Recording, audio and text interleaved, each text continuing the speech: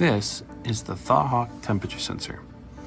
It comes with USB-C and PoE, a remote sensor port and a reset button, and a Phoenix connector for accessories.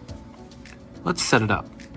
This one has already been pre-configured, so we don't have to worry about the application. This video is purely just hardware setup. So the first thing we need to do is we need to include our sensor. So here is the remote sensor. This device goes into the extreme environment, such as refrigerators, deep freezers, walk-ins, and it comes with a connection network cable. This cable gets plugged into the sensor, and it gets plugged into the red connector of the controller. We now have a fully ready setup.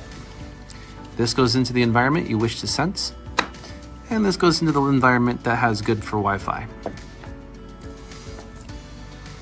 This cable here cannot be too long. If it becomes too long, or you use too long of a cable, it will not function. The cable supplied will work. So now, we're ready to bring it to life, and we do so by connecting the USB-C connection just above. So now it will wake up automatically. By default, it'll go into PoE mode. It's looking for a network connection, but if one does not exist, it will fall back to Wi-Fi. And in this video, I've already set it up.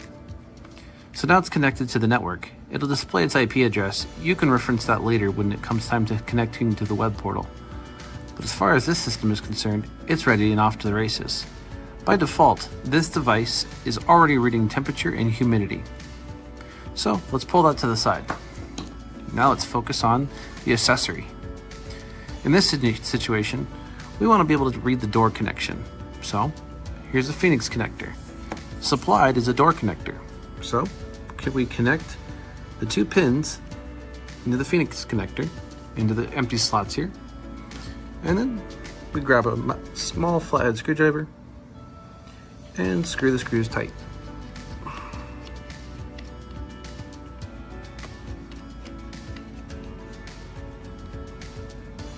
Now that the screws are tight, our connector is ready to go.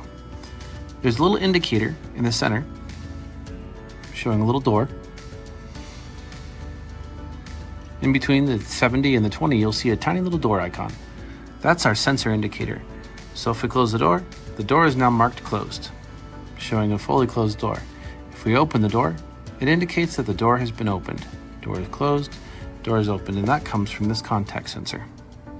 Door is open, door is closed. Door is open, door is closed. And that gets wired to the refrigerator door. So if the door gets left open, you'll receive an alert. And that is how you hook up the ThawHawk temperature sensor with the hardware guide.